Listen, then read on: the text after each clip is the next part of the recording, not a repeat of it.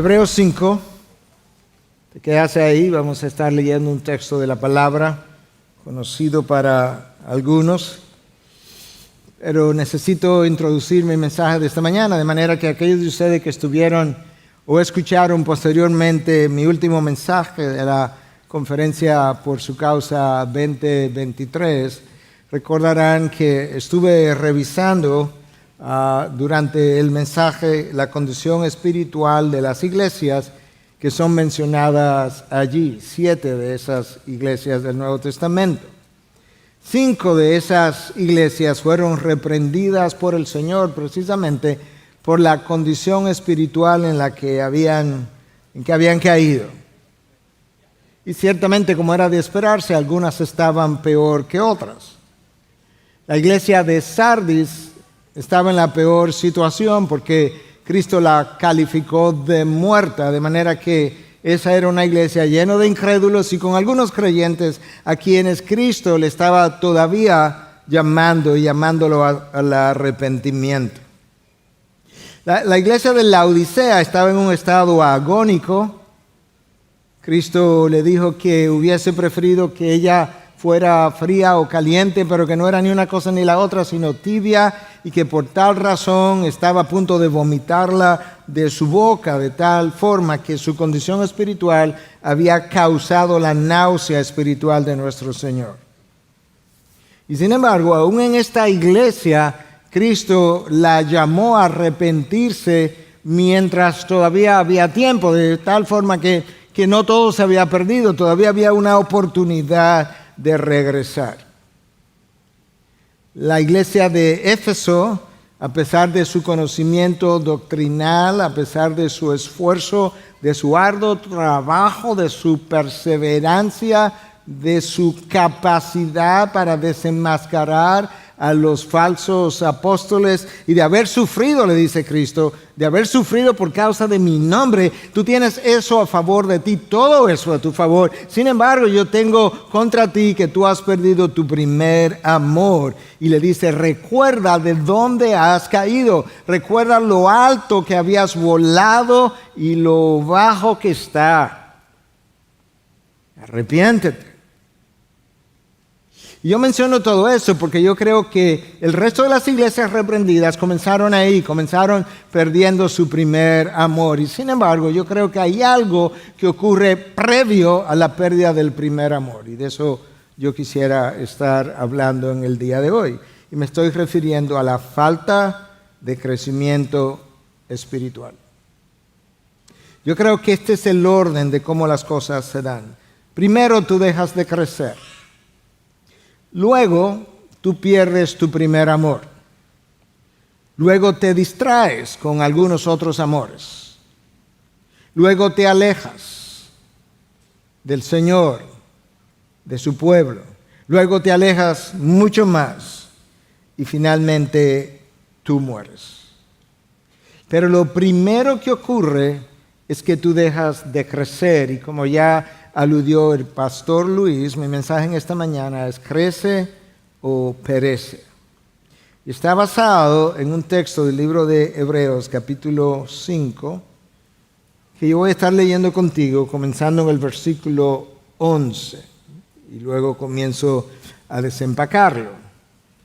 Acerca de esto, hablaremos de qué es esto, acerca de esto tenemos mucho que decir, y es difícil de explicar, puesto que ustedes se han hecho tardos para oír. Pues aunque ya debieran ser maestros, otra vez tienen necesidad de que alguien les enseñe los principios elementales de los oráculos de Dios. Y han llegado a tener necesidad de leche y no de alimento sólido. Porque todo el que toma solo leche no está acostumbrado a la palabra de justicia porque es niño. Pero el alimento sólido es para los adultos, los cuales por la práctica, subraya esa palabra práctica, tienen los sentidos ejercitados, subraya la palabra ejercitados, para discernir el bien del mal. El autor de Hebreos, que no sabemos exactamente quién fue, algunos postulan que Pablo, otros que Apolos y así sucesivamente, no vamos a emplear tiempo en eso ahora, pero el autor de Hebreos comienza a hablar en el capítulo 5 a esta audiencia acerca de Melquisedec y de cómo el sacerdocio de Cristo era de acuerdo a la orden de Melquisedec. Y Melquisedec fue aquel personaje, sacerdote, que cuando Abraham regresaba después de haber derrotado a 4 reyes para liberar a su sobrino Lot, que había sido capturado, él se encuentra con Melquisedec, que venía acompañado del rey de Sodoma. Y Melquisedec habla con él, Abraham habla con él, y Abraham termina dándole un diezmo de todos los bienes capturados. Y entonces él comienza a explicar que como Cristo no viene de la tribu de Leví, como debían venir todos los sacerdotes, sino que venía de la tribu de Judá, Cristo no era conforme al sacerdocio levítico, sino conforme al sacerdocio de Melquisedec, un personaje que no tuvo ni principio ni fin, dice el autor más adelante, sin genealogía, y de repente él se detiene, no continúa hablando de Melquisedec, y hace un paréntesis amplio que va desde Hebreos 5:11 hasta el 7:1, donde él retoma el tema y en el interín comenzó a hablar de otra cosa. Y es por eso que el texto comienza diciendo acerca de esto. Esto es ese sacerdocio de Cristo. Tenemos mucho que decir y es difícil de explicar. Uno pensaría, si te paras ahí, que es difícil de explicar porque esto es profundo, esotérico, extraño. Solo quizás algunos más avanzados lo podrían entender. Nada de eso. Escucha la razón. Puesto que ustedes se han hecho tardos para oír. En otras palabras, el problema radicaba en la condición espiritual en la que ellos se encontraban. Lamentablemente, entonces, no puedo seguir adelante con lo que quisiera que entendieran, porque no tienen la capacidad de digerirla. Es más, quizás ustedes están tan mal que ni siquiera tienen el interés de escucharlo. De manera que déjame detener aquí y abordar ese problema. Estaban, hermanos, contentos con ser enanos espirituales. Una situación sumamente triste. De manera que en este texto que acabamos de leer, yo quiero que veamos en primer lugar que nosotros llegamos a la apatía espiritual de forma voluntaria. Nadie nos obliga. Nosotros tomamos la decisión de quedarnos donde estamos y con eso desarrollamos en primer lugar una apatía espiritual y luego una muerte espiritual. Evidentemente, esta carta había sido escrita a personas que habían llegado a creer y habían comenzado a crecer hace ya algún tiempo, pero que después de un tiempo se detuvieron. Y se detuvieron porque, dice el autor, se han hecho tardos para oír. Ese es el vocabulario de la Nueva Biblia de las Américas, que es de donde estoy leyendo.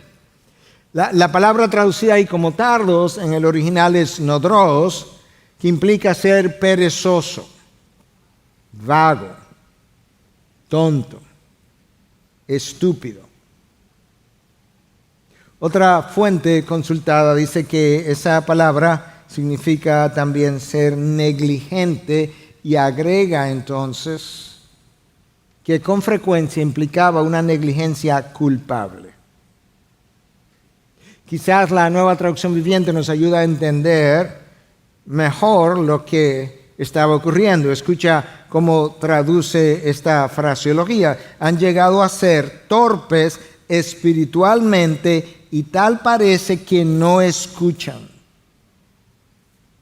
La redacción del texto que yo leí da a entender que esto no se trataba de un problema de incapacidad mental, sino un problema más bien de resistencia espiritual o de holgazanería mental, o quizás holgazanería espiritual.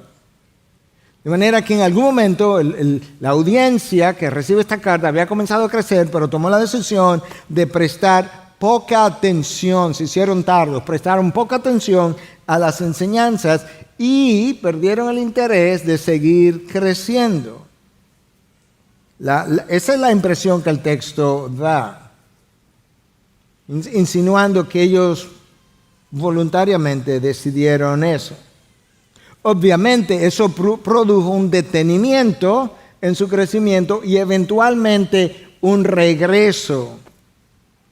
Hermanos, déjame decirte algo con lo que quiero que te puedas ir. Ningún cristiano permanece estancado de manera permanente en el sentido espiritual. Ningún cristiano permanece espiritualmente estancado de forma permanente, sino que primero te estanca y luego retrocede. Tú pereces, mejor dicho, tú creces o pereces. Y una vez más, yo quiero enfatizar el hecho de que el autor de Hebreos conocía su audiencia. Nosotros no. Estamos conociendo algo de la audiencia, él la conocía bien. Y llegó un momento, aparentemente, según lo que él dice, que ellos cerraron sus oídos a la voz de Dios y comenzaron a oír su propia voz, que es uno de nuestros problemas mayores. Ya se ha hecho la observación que la persona a quien tú más oyes, la persona con quien tú más conversas todos los días, es contigo mismo. Y la razón es sencilla, nosotros nos decimos las cosas que queremos escuchar. Tú hablas más de lo que piensas, a ti mismo, y te lo crees. Hermanos, yo quiero decirte que tú no puedes ser el paciente y el médico al mismo tiempo. Déjame ilustrártelo con un amigo o colega que yo tengo. Él me llama de vez en cuando se enferma o se va a hacer algún procedimiento y quiere escuchar mi opinión. Él es médico, pero él hace esto. Y entonces luego que él me pregunta, al final me dice, recuérdate que el médico que se trata a sí mismo tiene un estúpido como paciente. En el mundo espiritual no es diferente y tiene mucho de verdad lo que él me dice. En el plano espiritual es igual. Es el que está enfermo espiritualmente tiene que recordar las palabras de Jeremías cuando nos dijo que el corazón, el tuyo y el mío, el corazón es engañoso y sin remedio. Por Dios, Jeremías, dame esperanza. Sin remedio. En otros casos, yo creo que la medicina me ayuda a ver muchas cosas entre el enfermo médicamente o físicamente y el enfermo espiritual. En algunos casos el paciente me llama y me dice, doctor, ¿usted no tendría la posibilidad de prescribirme algún otro medicamento? Porque esa medicina es muy cara y yo no quisiera pagar ese precio. Y en ocasiones ciertamente no lo pueden pagar, pero en ocasiones el paciente es más honesto y me dice, yo simplemente no lo quiero pagar. En el plano espiritual es exactamente igual. Yo creo que muchos no siguen creciendo porque han tomado voluntariamente la decisión de no pagar el precio del esfuerzo requerido para crecer. Si eso es lo que me va a costar, no lo decimos así, lo decimos con los hechos. Otros no quieren abandonar aquella cosa que ha desplazado a Dios de su trono y que ahora yo lo tengo compartiendo el trono de Dios. Pero sabes una cosa, como dice en inglés, no me puedo comer el bizcocho y tenerlo al mismo tiempo. O me lo como o lo tengo. Necesitamos recordar, hermanos, y si no lo sabía, entonces aprenderlo. La caída del ser humano produjo en nosotros una pereza espiritual que ahora es intrínseca a tu naturaleza humana.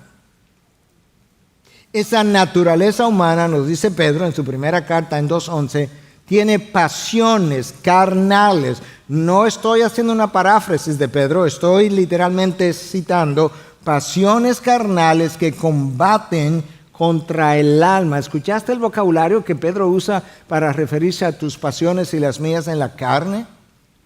Son pasiones porque tienen fuerza de controlarnos, de empujarnos. Son carnales porque son propias de la naturaleza humana caída, pero no forman parte de lo que es mi espíritu ya regenerado, por eso son carnales. Y combaten, esa es la frase que Pedro usa, contra el alma, porque es una lucha campal entre los deseos del espíritu y los deseos de la carne. Gálatas 5:17, que termina diciendo Gálatas 5:17, Pablo diciendo, por tanto no podéis hacer lo que queréis. Así es la lucha de intensa, de continua. Nosotros primero sentimos la oposición de esas pasiones, luego le damos permiso a dichas pasiones para entretenernos y luego pensamos que podríamos disfrutar de ellas por un tiempo, no pensando que seríamos debilitados hasta la muerte en ocasiones. Es por eso que Pablo, cuando le escribe a Timoteo, en su segunda carta, 2:22, esta es la última carta de Pablo, este es el testamento de Pablo. Esto es como lo más importante que él le puede decir a su discípulo más joven. Ya a Pablo le quedaban horas o días o semanas, él no estaba claro, pero él decía que ya él estaba listo para partir. Y después de esto no hubo una tercera de Timoteo. Él le dice a Timoteo en su segunda carta, 2:22, huye de las pasiones juveniles. Pablo no le dice, mira, evítalas, voltea la cara, no, sal corriendo. Volví a chequearlo, no hay ninguna otra cosa en la palabra de Dios que nos instruya, o por ninguna otra cosa, que la palabra nos instruya a huir. No la hay. De hecho, de Satanás, la palabra nos dice resistir al diablo. No salga corriendo de Satanás y él huirá de vosotros. Él es el que va a salir corriendo. De las pasiones juveniles me dice, sal corriendo, porque están en mí y me controlan. El problema con estas pasiones es que son mías y tuyas, y son naturales a ti. Naciste con ellas y han crecido con la edad. La disfrutas, ese es el problema mayor, que no podemos negarlo. Si somos sinceros, disfrutamos esas pasiones a un nivel. Las pasiones son engañosas, porque me hacen creer que yo puedo disfrutarlas a un nivel y por un breve tiempo, y termino descubriendo que quiero más de ellas y por más largo tiempo, y por eso son atractivas y adictivas. De manera que este grupo y nosotros llegamos a la apatía espiritual voluntariamente, por una decisión que nosotros tomamos en algún momento de nuestro caminar cristiano. Número 2, veamos las consecuencias de la apatía espiritual. Punto número 1 es que yo llego ahí por decisión propia. Punto número 2, como llegué ahí, ¿cuáles son las consecuencias? Bueno, el versículo 12 comienza a darme alguna idea. Pues aunque ya debieran ser maestros, bueno, ya esa frase me deja saber que el detenimiento ya ocurrió, y en vez de estar enseñando a algún otro acerca de la palabra de Dios, en vez de eso ahora tengo necesidad otra vez de que se me enseñe lo que ya me habían enseñado. Ahí que está el problema. No creo que con esto el autor está diciendo que todos debiéramos ser pastores, profesores de escuela dominical, predicadores. No creo. Yo sí creo que está diciendo que todos nosotros después de un tiempo debiéramos ser capaces de poder enseñar a algún otro acerca de aquellas cosas que una vez me habían enseñado. Y escucha cómo el versículo 12 lo explica en la segunda parte. Otra vez tienen necesidad. Tú ves, el problema aquí no es tener maestros. Yo necesito maestros que me enseñen. El problema está en esta frase, otra vez. Otra vez tienen necesidad de que alguien les enseñe las mismas cosas que ya habían aprendido, los principios elementales de los oráculos de Dios. Y han llegado a tener necesidad de leche y no de alimento sólido. Escucha la Nueva Traducción Viviente.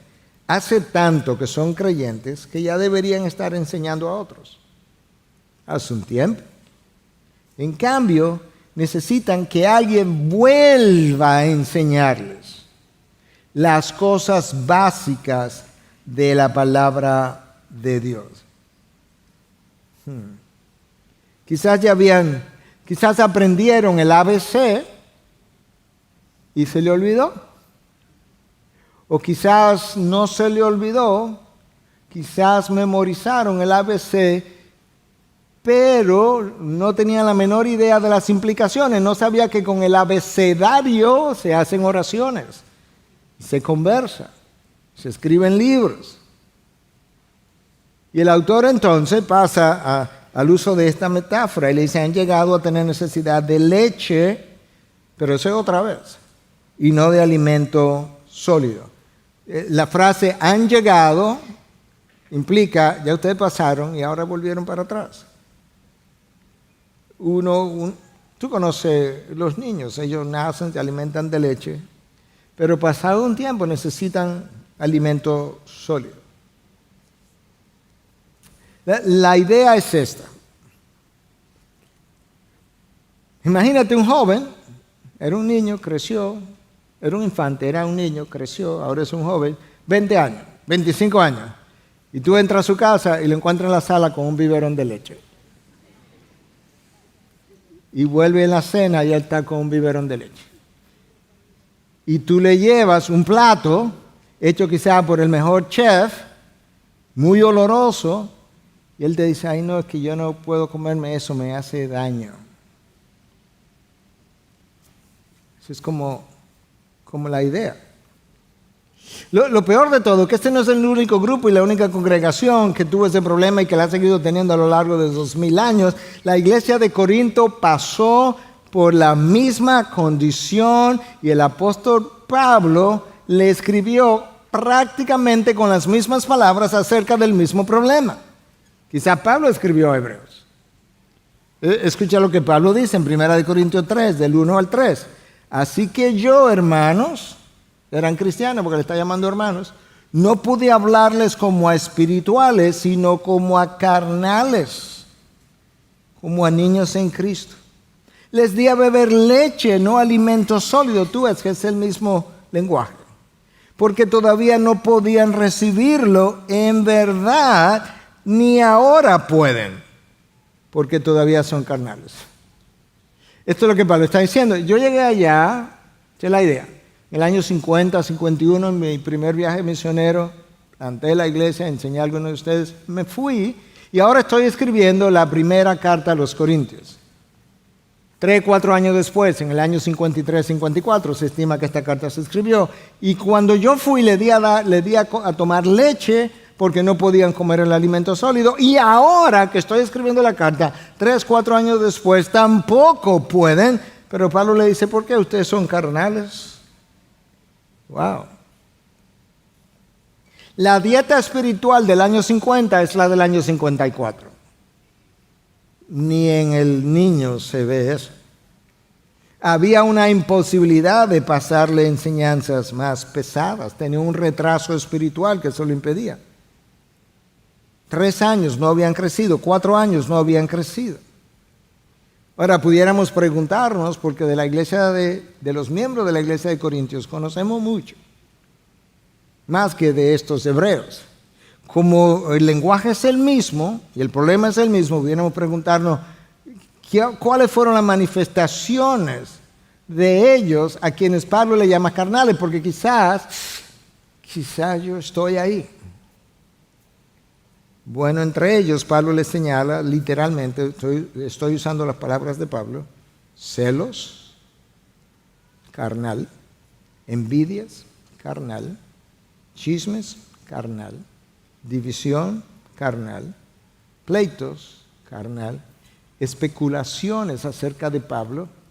La segunda carta a los Corintios, Pablo tratando de explicar su ministerio, porque ellos habían hecho todo tipo de especulaciones de por qué Pablo ejercía el ministerio, especulaciones de por qué el pastor, de por qué el hermano, de por qué el otro. Pablo dice, todo eso es carnal.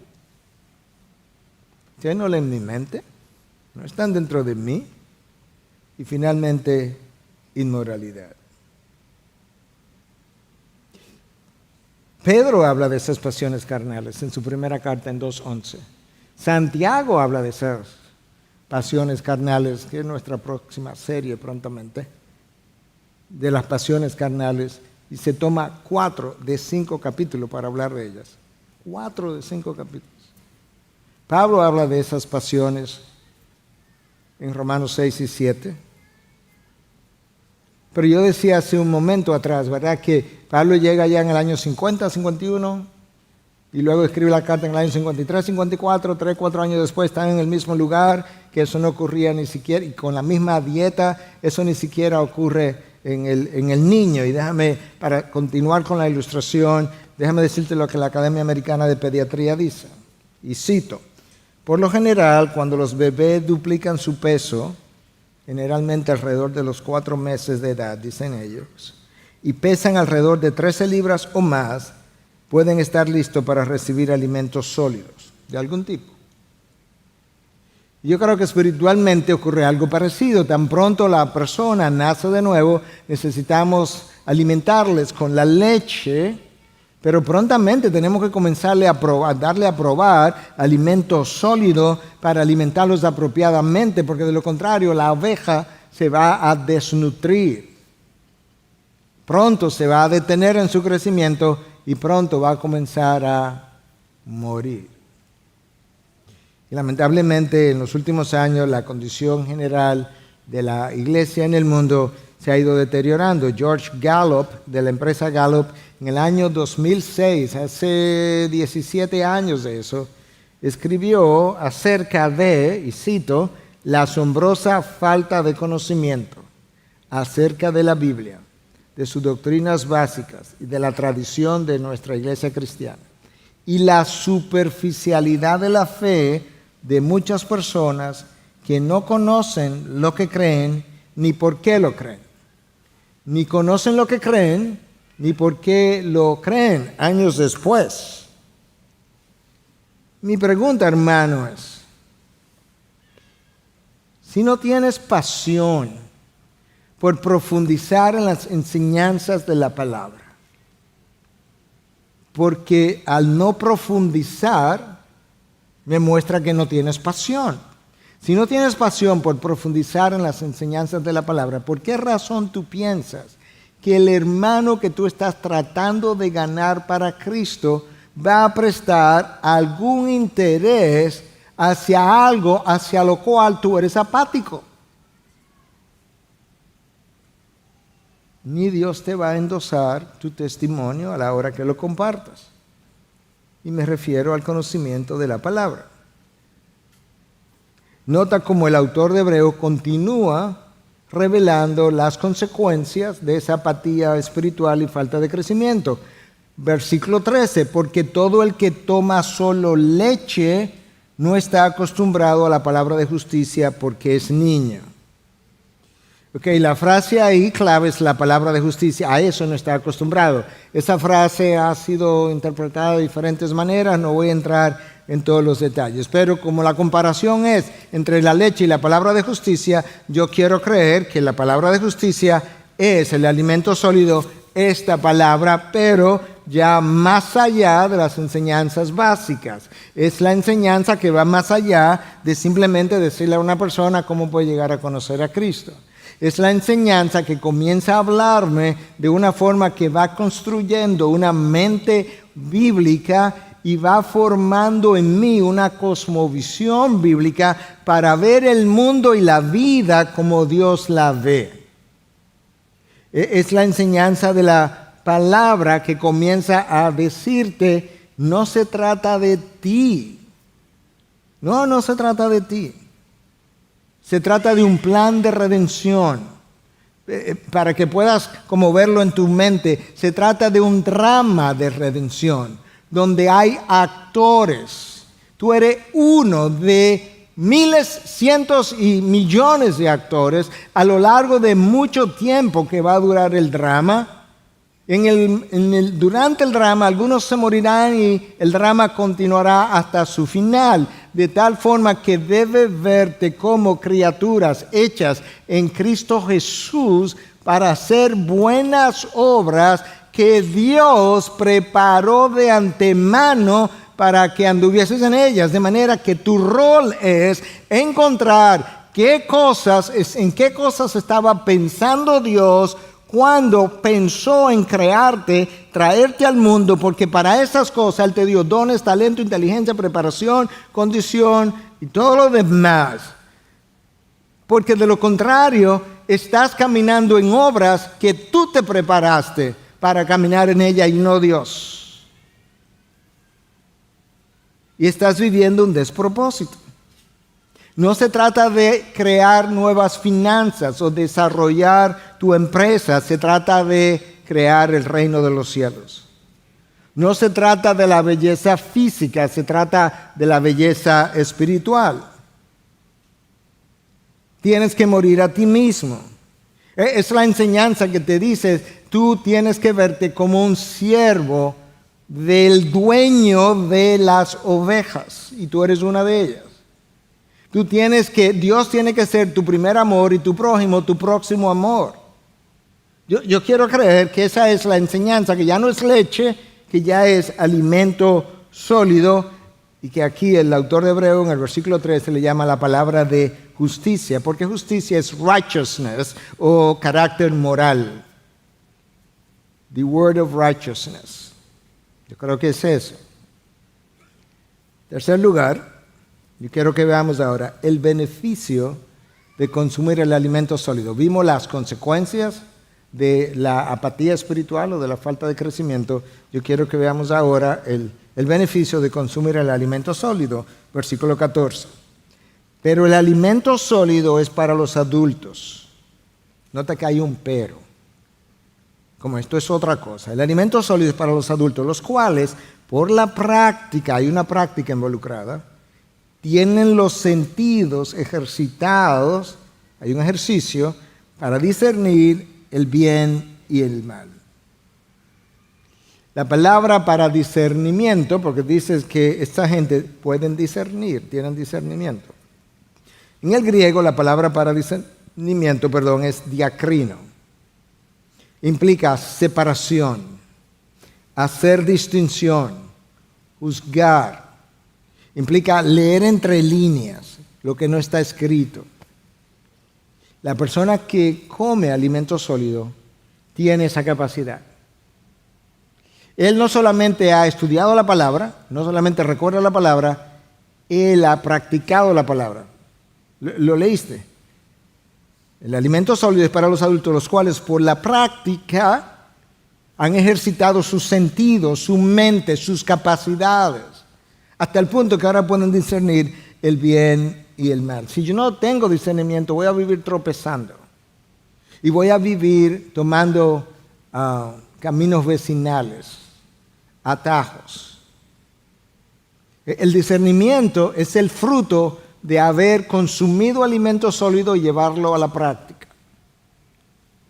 El discernimiento es aquello, ¿verdad? O tiene que ver con aquellos que poseen la capacidad para separar la verdad del error. De hecho, el bien del mal, dice el autor de Hebreos, la verdad del error. Para separar lo sagrado de lo mundano.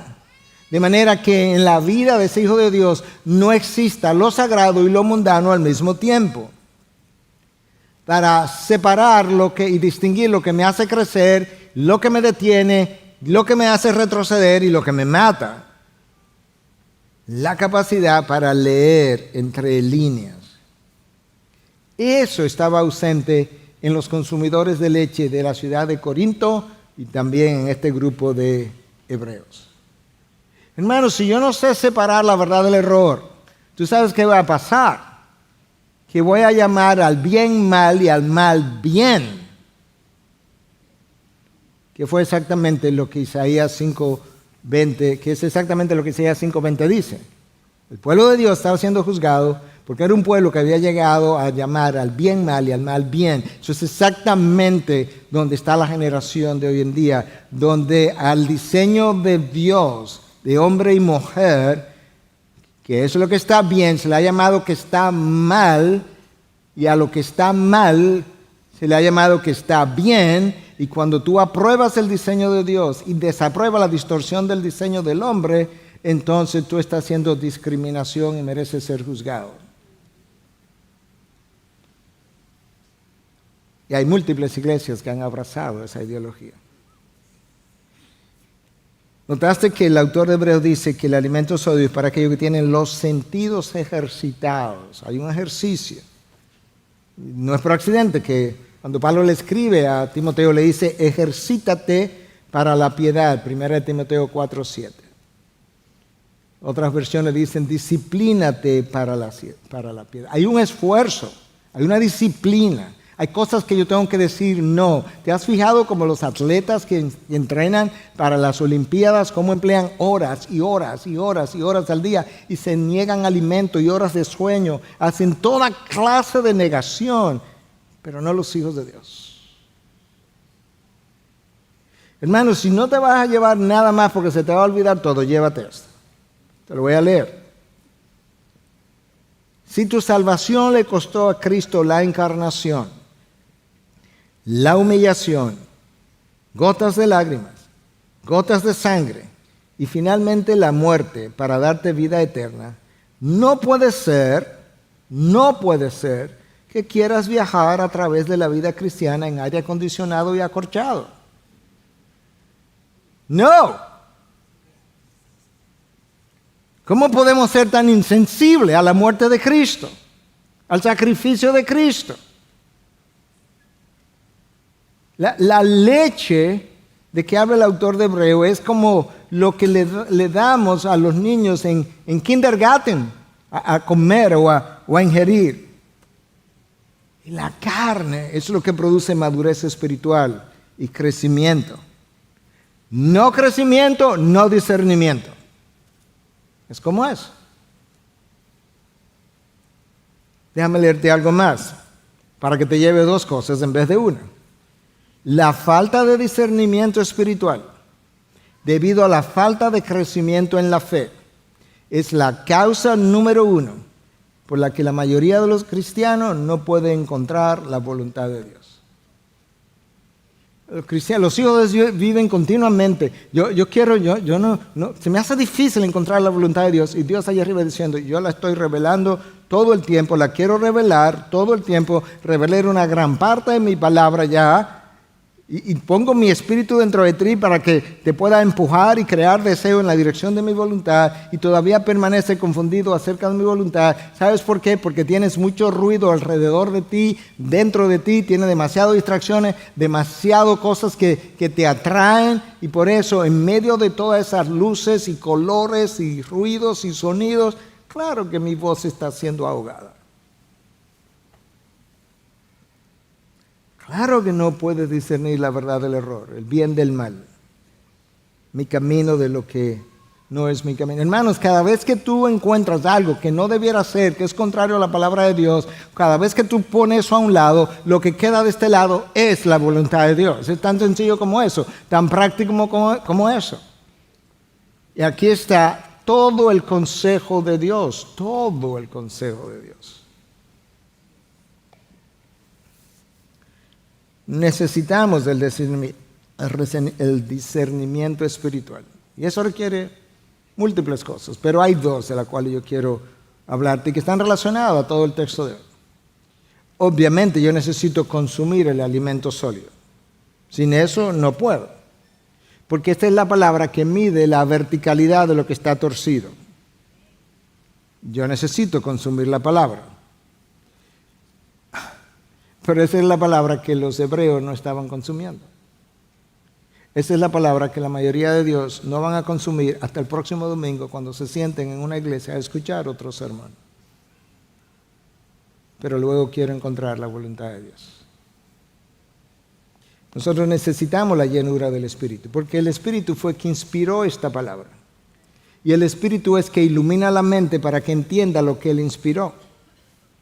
Por tanto, yo necesito la llenura del Espíritu. Además, yo necesito la llenura del Espíritu para que produzca en mí el fruto del Espíritu del cual forma parte el dominio propio para yo poderme negar las pasiones carnales que combaten contra mi alma.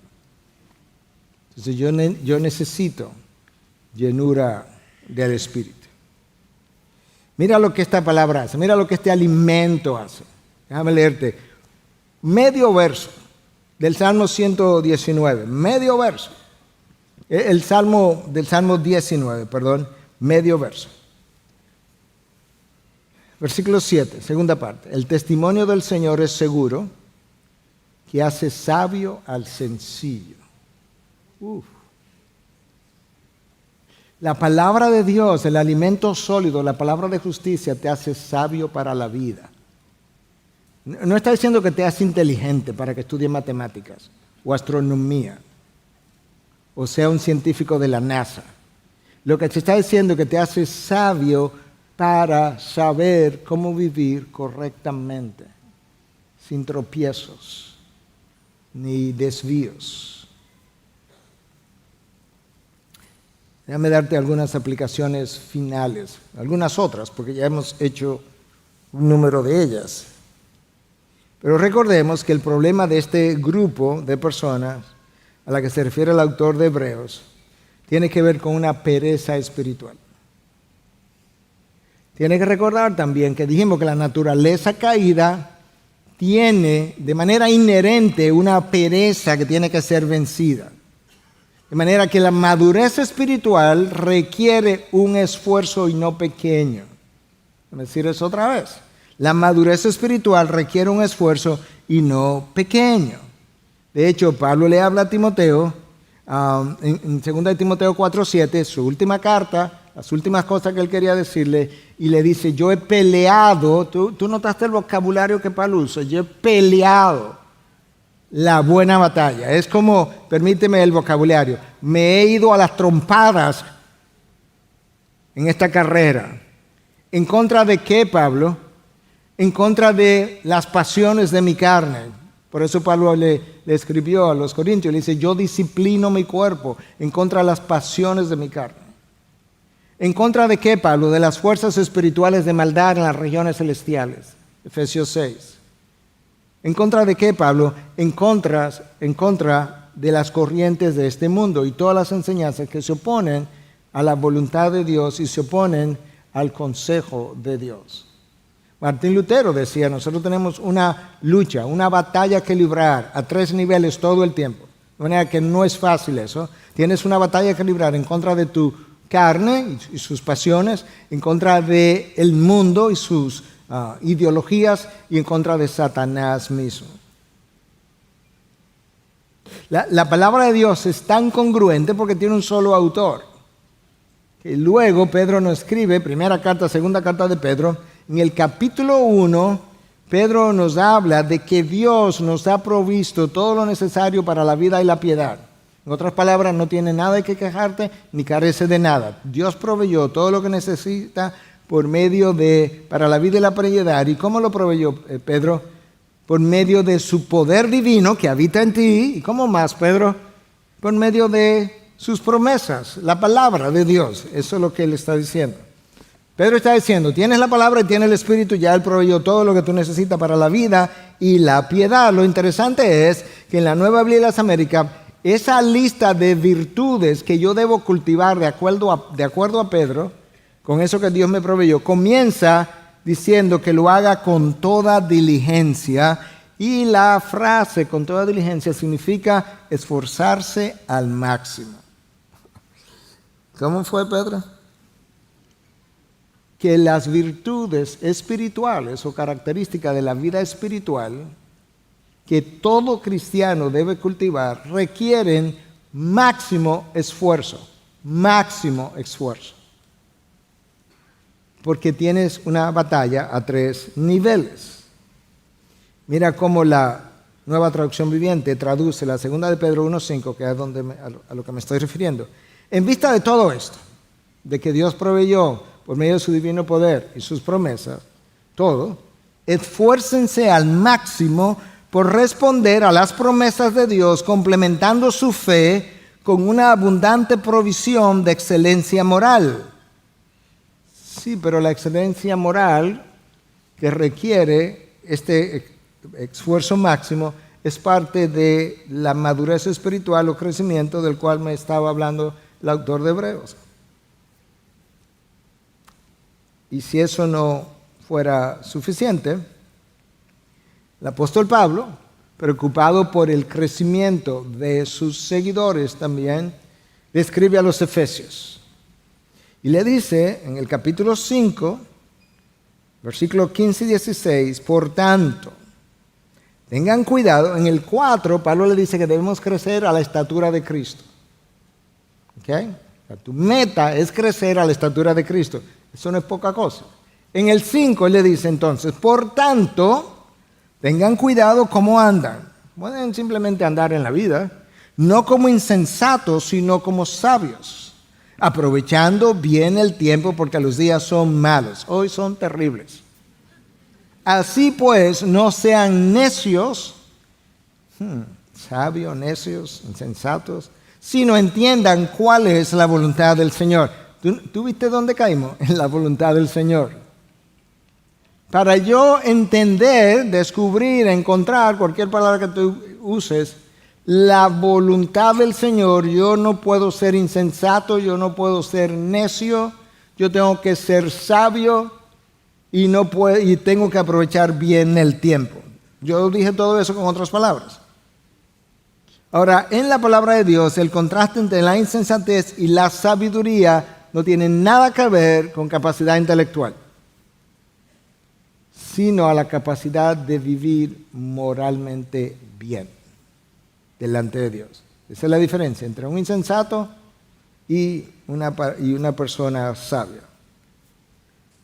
En la palabra de Dios, el insensato o necio es la persona que vive de forma indisciplinada. Él vive como si Dios no existiera, como si él no fuera a rendir cuenta a ese Dios, como si Dios no existiera.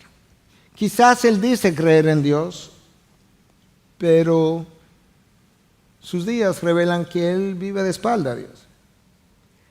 Por el contrario, el sabio en la palabra de Dios es la persona que conoce la sabiduría de Dios, vive conforme a ella para honrar a su Dios. Esa es la persona que obtiene el mayor beneficio, el mayor gozo y la mayor satisfacción. Nosotros necesitamos todo eso para vivir, encontrar y vivir en la voluntad de Dios. Hermanos, si tú no vives en medio de la voluntad de Dios, tú vas a vivir en medio de tu propia voluntad. O vas a vivir en medio de la voluntad del enemigo. De hecho, Pablo, cuando le escribe a Timoteo en su segunda carta, en 2:25-26, le dice precisamente que trate con mansedumbre a los que se oponen, por si acaso Dios le concede el arrepentimiento. Escucha ahora, para que escapen del lazo del diablo que los tiene cautivos para hacer su voluntad. ¿Tú ves que hay una voluntad del diablo? Y hay una voluntad de Dios. ¿Cuál de las dos quieres vivir? La persona insensata no considera las consecuencias y se considera sabio a sus propios ojos. Dios quiere que yo mire alrededor, mire hacia adelante, mire hacia arriba, considere las consecuencias inmediatas y las remotas de cada decisión. De cada decisión. Y cuando digo de cada decisión, eso no implica simplemente de cada decisión espiritual. No, de mi día a día, de la hora que me levanto, cómo crío, cómo educo, cómo aconsejo, cómo instruyo, cómo soy esposo, cómo soy esposa, o cómo no lo soy, cómo soy hijo. El insensato, el problema que tiene el insensato, que como él no es sabio, él no sabe considerar todas sus opciones, consecuencias, lo de atrás, lo de adelante. Él mira, solamente puede ver una sola cosa a la vez. Es como Adán y Eva. Ellos se comieron una fruta prohibida y actuaron como insensatos porque no consideraron las consecuencias inmediatas que le fueron anunciadas por Dios a Adán cuando le dijo, el día que comas morirás. Consecuencia inmediata. Y las remotas eran, y después que muera, tú sabes que no vas a vivir de la misma manera que vives ahora. ¿Por qué? Porque vas a vivir espiritualmente muerto. Y eso tiene toda una gama de cosas que tú y yo estamos todavía experimentando y viviendo. El insensato ve una sola cosa a la vez. Eva vio la fruta prohibida, lo prohibido. No vio la foresta y el bosque que le había sido entregado por completo a ellos, sino la prohibición. Pero tienes el resto. No, pero que no puedo ver ambas cosas. No, porque no está siendo sabia. Eva vio a la serpiente, pero no vio a Dios. Vio la fruta, pero no vio las consecuencias. Oyó la voz de la serpiente, pero no la voz de Dios. El sabio oye la voz de Dios. Él no es sordo, él oye las otras voces, pero como suenan tan distintas a la voz de Dios, las rechaza y cuando se queda solamente con la voz de Dios, encontró la voluntad de Dios. El apóstol Pablo nos manda a no vivir de esa forma, sino a vivir como sabios en Efesios 5. El sabio piensa, medita, reflexiona, consulta la palabra, va y ora. Y cuando todavía no está claro, va y busca consejo espiritual, considera las consecuencias de sus acciones. Y Pablo nos dice entonces que todo eso es parte de lo que implica usar bien el tiempo. Usar bien el tiempo porque los días son malos. En días malos no puedo darme el lujo de escoger cosas y tomar decisiones que me van a traer grandes consecuencias. No sean insensatos, sed sabios, eso es lo que Pablo está diciendo. Hermano, tú te has fijado, yo no sé si tú te has fijado, yo le he dado mucha mente a esto, créeme. Dios es mi testigo. En cuántas cosas el ser humano emplea su tiempo de manera trivial. Cosas tan triviales que pertenecen como al chisme de la sociedad. Las redes sociales. Cosas que se van a quedar aquí. ¿Tú has leído a Pedro? ¿Tú te has dado cuenta de lo que Pedro dice? Que este mundo entero se va a quemar. ¿Tú sabías que este es un planeta desechable? Y tú estás acumulando y preocupándote por lo que vas a hacer aquí y dejando un patrimonio aquí. Cosas que no tienen ninguna repercusión en el reino de los cielos. Que cuando llegues allá no vas a encontrar, no has ahorrado nada aquí.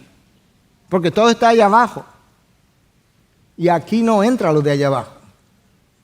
¿Y cuánto tiempo y dinero la gente gasta en cuidar su cuerpo? Si no me pueden salir cuadritos, voy al cirujano que me lo haga. Me estoy relajando. Como si Dios le diera importancia a eso. Todo eso, en el cuidado del cuerpo, con el poco tiempo que la gente emplea en cuidar el hombre interior. Muchas veces tenemos un hombre interior lleno de arrugas, mientras el hombre exterior planchadito. Un hombre interior débil, sucio, un hombre exterior limpio y robusto. Eso es vivir de forma insensata. Pensando en todo eso, llegué a una nueva definición de la insensatez. La insensatez es todo lo que fortalece al hombre exterior. No me puedo parar ahí porque yo necesito fortalecer eso también. Pero escucha, la insensatez es todo lo que fortalece al hombre exterior mientras debilitamos al hombre interior.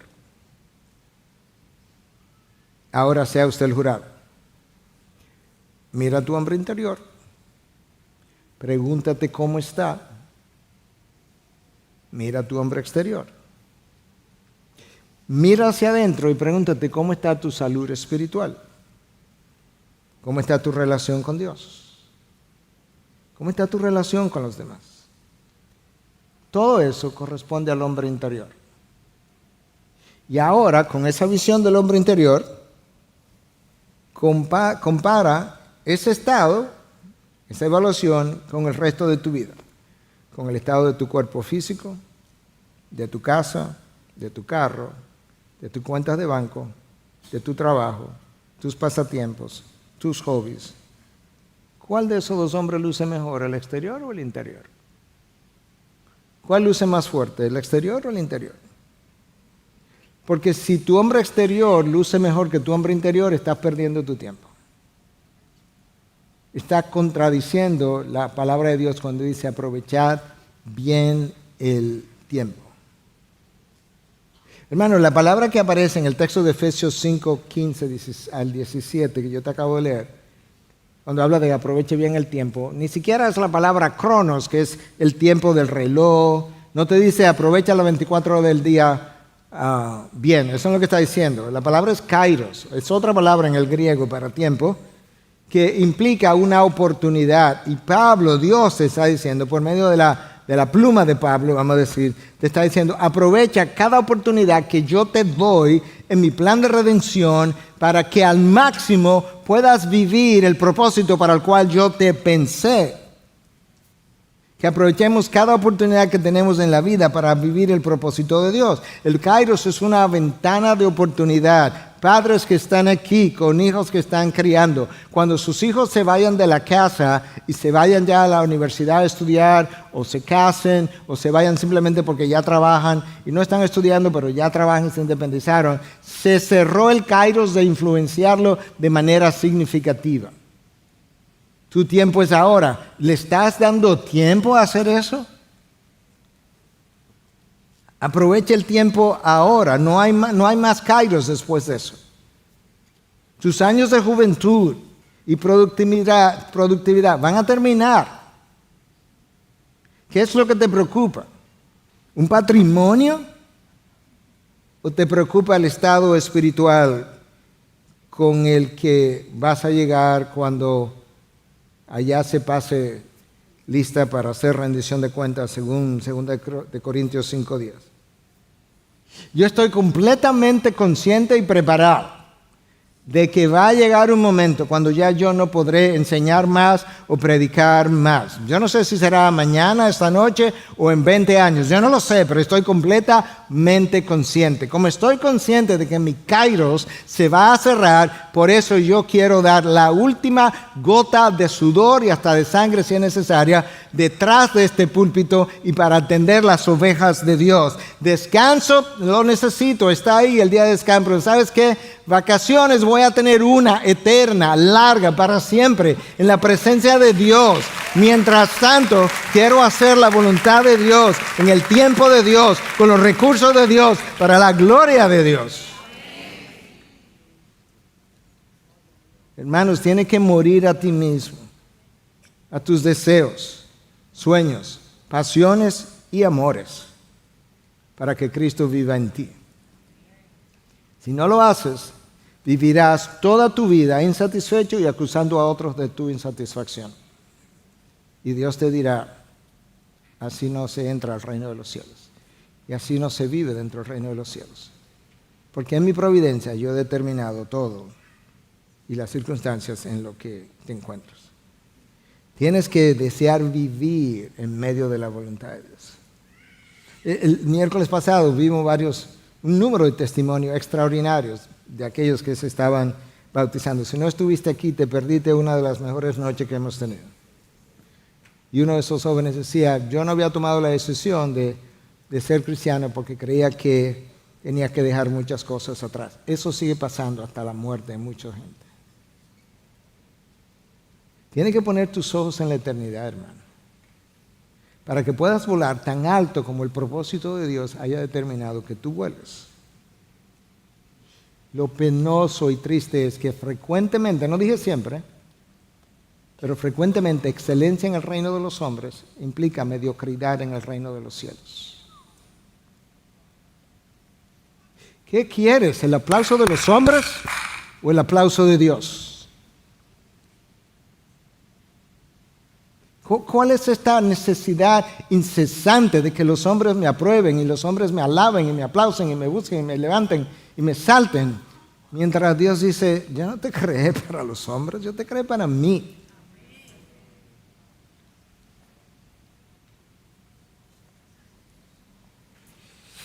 Para cerrar, permíteme usar una ilustración. Está un poco modificada, justamente porque no era una ilustración para un sermón, pero es alguien de nuestra oficina que me mandó una ilustración que tiene puntos excelentes para cerrar.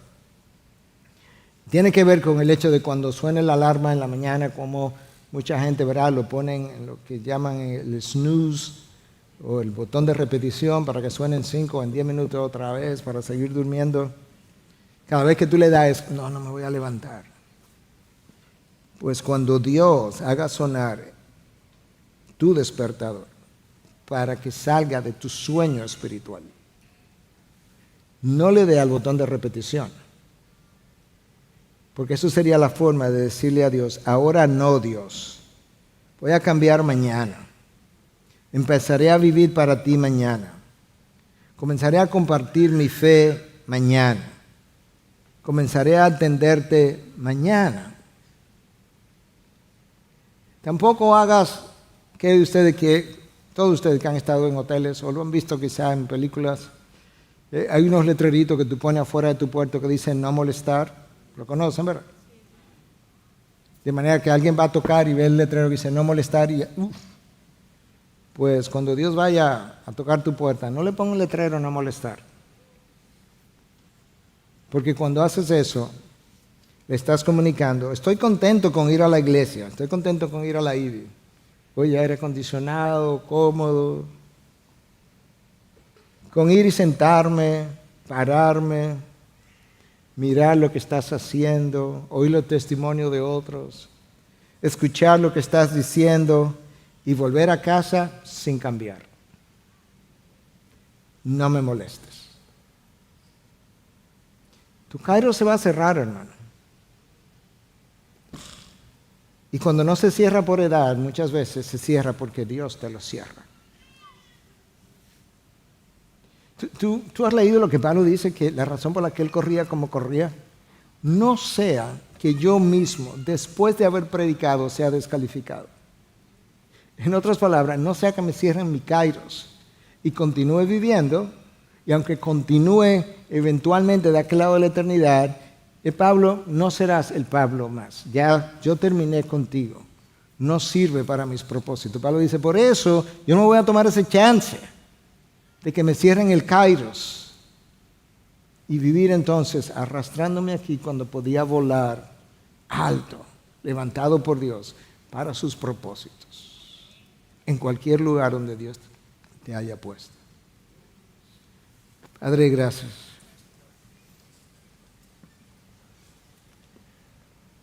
Es tan obvio en tu palabra que cada cosa que escribiste, dijiste, ordenaste, fue para mí. Señor, cada cosa que yo dije en este mensaje, si no fue para mí primero, no tenía nada que decirle a mis hermanos. Si no tenía un espejo en el que yo podía verme y seguir corrigiéndome, guiado por tu Espíritu, no tenía el más mínimo derecho de tomar el espejo y ponerlo delante de mis hermanos. De manera, Señor, que ciertamente empieza en mí. Todo empieza en mí. Todo comienza conmigo. El avivamiento de esta iglesia no se va a producir si cada uno de nosotros lo anda buscando, lo está anhelando y hace lo que necesita hacer para que ocurra. Empieza en mí, oh Dios. Ayúdame a morir a mí mismo. Tan claro en tu palabra. Si alguien busca su propia vida, busca salvar su propia vida y no muere a sí mismo, no es digno de seguirme. Señor, si yo no muero a mí mismo, soy indigno de seguirte. Martilla eso en la mente de cada uno de nosotros. Que dejemos de caminar como insensatos, que seamos sabios, que usemos cada Kairo para tu gloria, oh Dios. Gracias porque de la misma manera que a las peores iglesias de Apocalipsis tú le llamaste al arrepentimiento, de esa misma manera tú dices, yo estoy a la puerta y llamo. Cuando yo llame, cuando yo toque, si alguno abre, yo voy a entrar. Voy a comer con él. De esa misma manera, no importa lo mal que puede estar alguien que haya escuchado estas palabras. Tú estás a la puerta llamando. De hecho, este mensaje es parte de tu toque. Si hoy tú oyes su toque, No le pongas el letrero, no molestes. Ábrele la puerta, invítalo y permite que Él comience a limpiar y arreglar tu habitación hasta que Él esté complacido con el orden del interior de tu habitación. Gracias por acceder a este recurso. Espero que haya sido de gran bendición para tu vida.